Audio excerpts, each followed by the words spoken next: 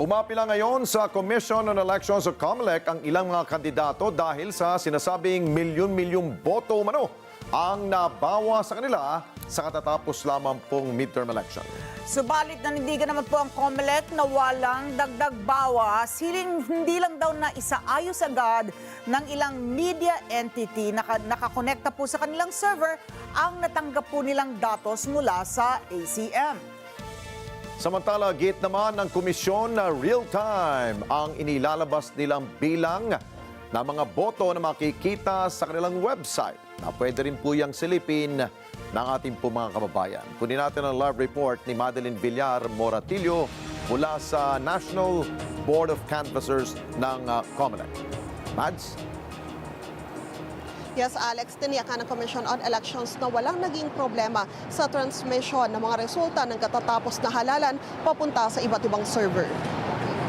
Nanindigan ng Commission on Elections na walang nangyaring dagdag bawas sa resulta ng eleksyon. Ang paglilinaw ginawa ni COMELEC Chairman George Garcia matapos na may ilang kandidato ang sinasabing nabawasan umano ng milyon-milyong boto kaninang alas 2 na madaling araw. Sabi ni Garcia, hindi dagdag bawas ang nangyari dito, kundi hindi lang agad nalinis ng ilang media entity na nakakonekta sa server ang kanilang natanggap na datos mula sa automated counting machine. Yung COMELEC, real-time kami. Kung anong pinadala sa presinto, automatically converted into human-readable data. Kaya kung nakikita yung kagabi doon sa COMELEC website, nababasa nyo kagad kung anong figures, ano ang boto. Human-readable data. Okay po. Yung kung sa NAMFRED, PPCRD Media, Majority Minority, hindi siya real-time kaagad. Kasi kinakailangan i-proseso yung data na natatanggap nila. Kasi pag pinadala yung data, ang data na pinapadala ay ang tawag dyan, machine readable. So kinakailangan i-proseso. Paliwanag ni Garcia sa mga ginawang meeting kasama ang mga kumonekta sa server, dapat meron silang programa. Yung media server, dyan kumukuha si 1, si 2, si 3, si 4, si 5, and so forth na mga media. So bahala na kayo, yung mga nire-representa nyo, maaaring dito po kumukuha.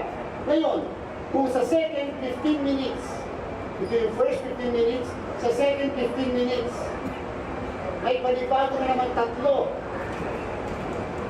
na presinto ang nakatapos, nangangahulugan, padala ulit, pero ang matatanggap nitong mga entities na to, PPCRD, NAMFRED, Media, Majority Minority, magiging 5 na presinto.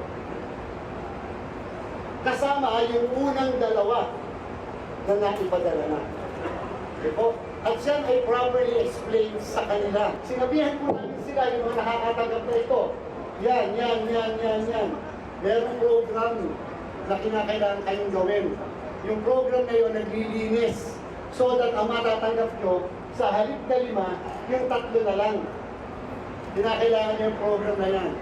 Meron po kasi mga entities na sumunod na gawa ng program. At meron po mga entities na hindi nagkaroon ng sinasabing program. Dagdag pa ni Garcia, real-time ang inilalabas na bilang ng COMELEC na makikita sa kanilang website. Pwede anya itong tignan mismo ng publiko. Yun nga lang hindi siya nagkatali kagaya ng inilalabas ng media entity dahil per precinct ang election return na makikita sa kanilang website. Sabi ng COMELEC, ito ang unang pagkakataon na naging transparent sila naging sobrang transparent sila sa paglalabas ng resulta ng halalan para hindi mapagdudahan ng publiko. Balik sa inyo dyan, Alex. Okay, Mads, dahil sa mabilis na bilangan at pag-transmit ng mga election returns, ilang porsyento na ba ang sinabi ng COMELEC na sa mga local candidates ay naiproklama na? Alex, sa ngayon ay wala pang percentage na inilalabas yung Commission on Elections patungkol sa mga naiproklama sapagkat patuloy pa rin yung pagkolekta nila ng mga datos mula sa iba't ibang local canvassers. At sa national level, sa party list at maging sa senador, kailan malalaman ng ating mga kababayan kung sino ang official winners?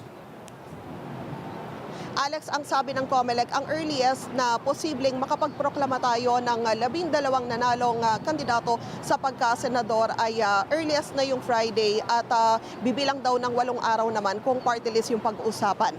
Mamaya ay ihatid ng ating kasama na si Mayan Corvera yung patungkol sa ginawang canvassing ng Commission on Elections dito sa Manila Hotel.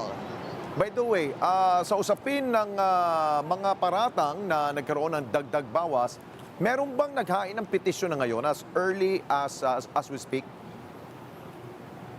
Sa ngayon, Alex, ay wala pa namang nagpupunta rito para maghain ng reklamo patungkol dyan sapagkat ang sabi ng COMELEC sa mga naging meeting daw nila sa lahat ng kumonekta sa kanilang mga server kasi kasama din doon yung sa majority political party, yung minority political party at maging bukod sa mga media, meron din yung mga citizen, iba't ibang citizens arm na kumonekta doon sa server. Lahat daw kasi yan ay naipaliwanag nila. Nagkataon lang talaga na kanina meron lang media entity yung hindi nakasunod sa sinasabi nilang programa na dapat ginawa para sa automatic na paglilinis kung kaya nagkaroon tuloy ng kalituhan at inakala ng iba na nagkaroon ng dagdag bawas. Okay, maraming salamat sa iyo, Madeline Villar Moratillo. Mata natin dyan ho sa National Board of Canvassers sa Manila Hotel.